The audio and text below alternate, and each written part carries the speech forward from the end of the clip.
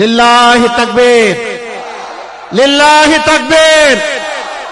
ইনকিলাব, ইনকিলাব, ইনকিলাব মঞ্চের এই দেখেন হাদির একটা ছবি এখানে আছে। এইখানে একটা ব্যানারে লেখা আছে আমি হাদি হত্যার বিচার চাওয়ার জন্য এখানে এসেছি। আমি কথা দিচ্ছি শুধু হাদি নয়, আবরার ফাহাদ, আবু সাইদ, হাদি সহ তাদের যত সহযোদ্ধা আমাদেরকে জীবন দিয়ে তাদের জীবন জাতির জন্য উপহার দিয়েছে, আমরা তাদের বিচার করব ইনশাআল্লাহ। তাদের হত্যাকারীদের বিচার এই বাংলার মাটিতে হবে ইনশাআল্লাহ।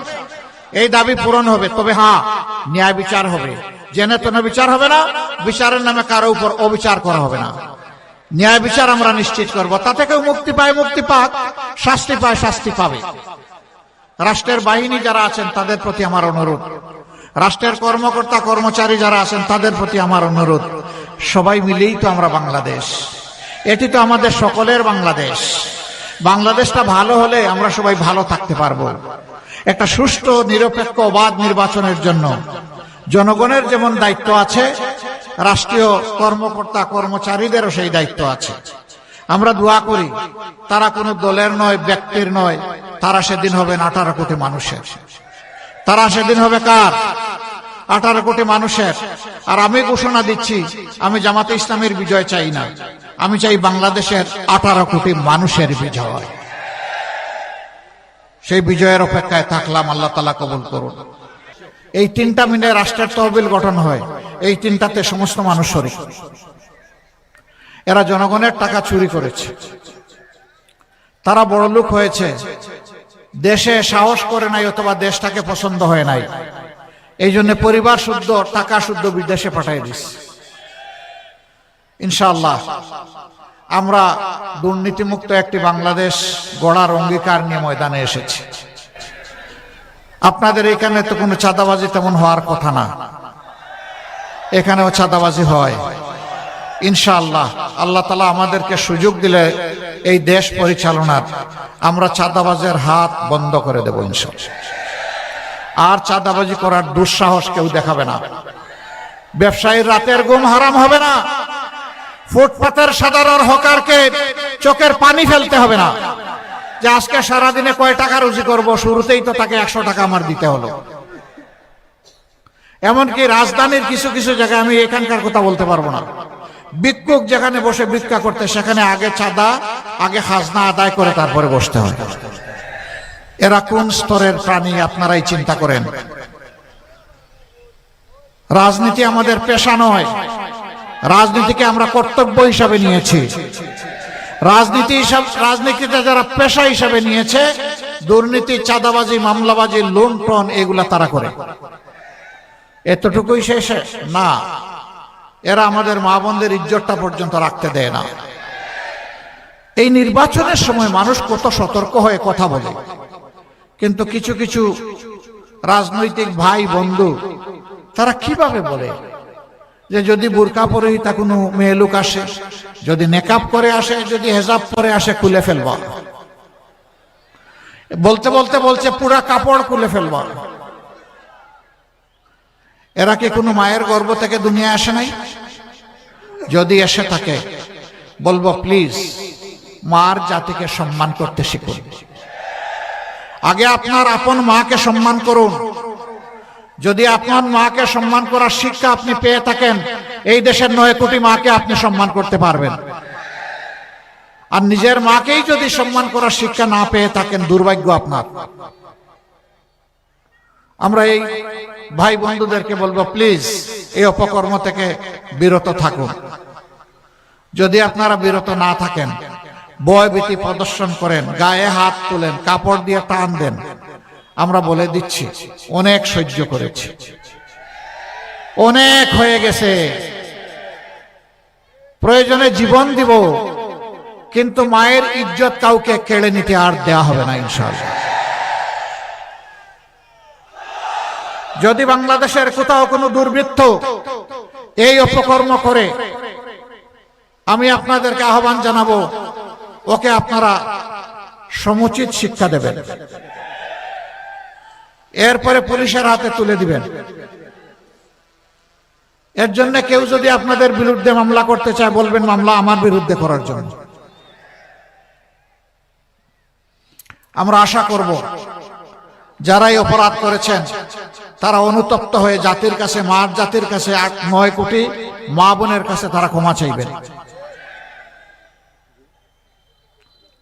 সম্মানিত ভাইরা, আমাদের অঙ্গীকার খুবই স্পষ্ট। আমরা ন্যায় বিচার সমাজে কায়েম করার পক্ষে। আল্লাহর হুকুমের কথা বলেছেন হযরতুল আল্লাম আমাদের বানিয়াচং আজমিরগঞ্জের, যিনি ইনশাআল্লাহ সংসদ সদস্য পদপ্রার্থী আব্দুল বাসিত আজাদ সাহেব। আমরা সেই আদল এবং ইহসান সমাজে কায়েম করতে চাই। একজন সাধারণ মানুষ অপরাধ করলে যে আইনে তার বিচার হয়ে শাস্তি হবে, রাষ্ট্রের রাষ্ট্রপতি, প্রধানমন্ত্রী, মন্ত্রী পরিষদের সদস্য, তারাও যদি সেই অপরাধ করেন, ইনশাআল্লাহ আইন এবং বিচার কাউকে ছাড় দিয়ে কথা বলবে না। আইন সকলের জন্য সমান হবে। বিচার আর টাকার বিনিময়ে বিক্রি হবে না ইনশাআল্লাহ। গরিবের, অসহায় মানুষের কোনো বিচার নেই। বিচার সবসময় প্রভাবশালীর পক্ষে। এই বিচার ইনশাআল্লাহ আল্লাহ আমাদেরকে সুযোগ দিলে আমরা অচল করে দিব। এই বিচার আর চলবে না।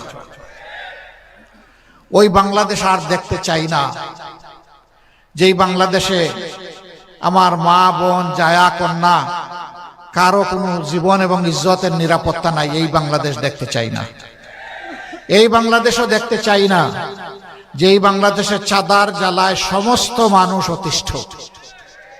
ওই বাংলাদেশও দেখতে চাই না নিরীহ মানুষের বিরুদ্ধে মিথ্যা মামলা দিয়ে তাদেরকে আদালতে হাজির করে হেনস্থা করা হয়, তাদের উপর পৈশাচিক নির্যাতন করা হয়। সেই বাংলাদেশও দেখতে চাই না।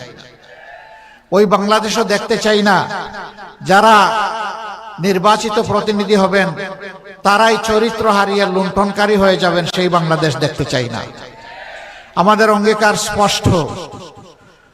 আমাদের যারা নির্বাচিত হবেন আল্লাহ তাআলার মেহেরবানিতে এবং আপনাদের দোয়া ভালোবাসা বুঝে তারা প্রতি বছর একবার জনগণের সামনে তাদের আয় ব্যয়ের হিসাব প্রকাশ করতে বাধ্য হবেন। শুধু নির্বাচিত প্রতিনিধি নন, তার পরিবারের প্রত্যেক সদস্যের আয় ব্যয়ের হিসাব দিতে হবে। তিনি জনগণের সম্পদে হাত দিয়েছেন কিনা তা জানার অধিকার এই জনগণের অবশ্যই আছে। আমরা ইতিমধ্যে ঘোষণা করেছি, আমরা কিছু বিষয় আছে এইগুলা বৈধ হলে ওই সুযোগগুলা রাষ্ট্রের পক্ষ থেকে আমরা নেব না।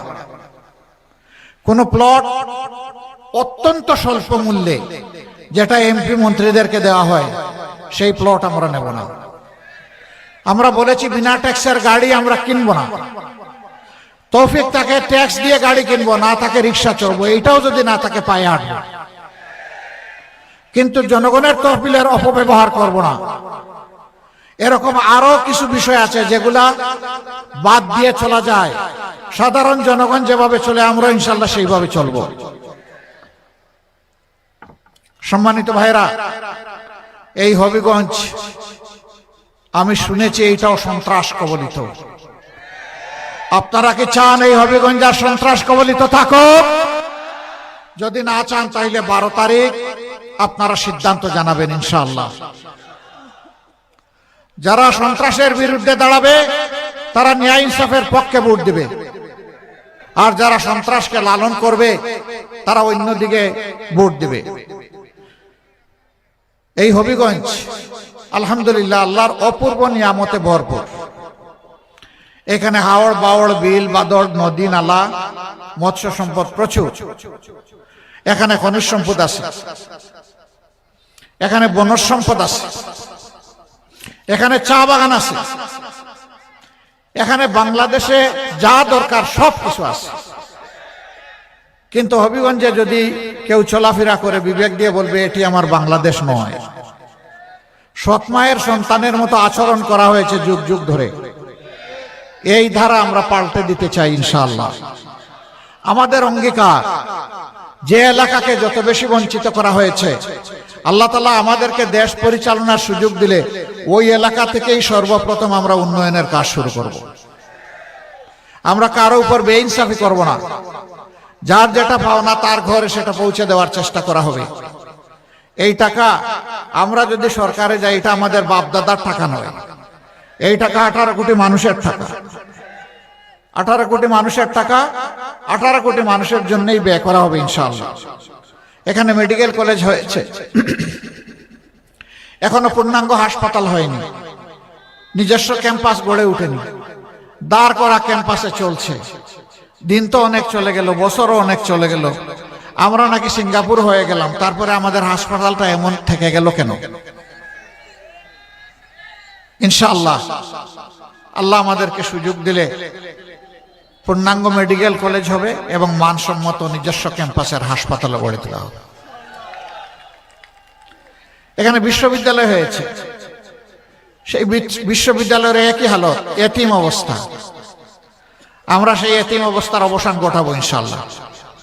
এবং বিশ্ববিদ্যালয়গুলো শুধু কাগজের সার্টিফিকেট তৈরির কারখানা হবে না, দক্ষ জনবল তৈরির কারখানা হবে, যারা দেশ গড়ার কারিগর হবে ইনশাআল্লাহ। সেই শিক্ষা আমরা হাতে দেব। আমরা যুবকদের হাতে বেকার ভাতা তুলে দিতে পারবো না, বেকার ভাতা তুলে দেব না। আমাদের যুবকেরা কারো কাছে বেকার ভাতা চায় না। তারা চায় তাদের হাতে মর্যাদা দেওয়া হোক, তাদের হাতে মর্যাদার কাজ তুলে দেওয়া হোক।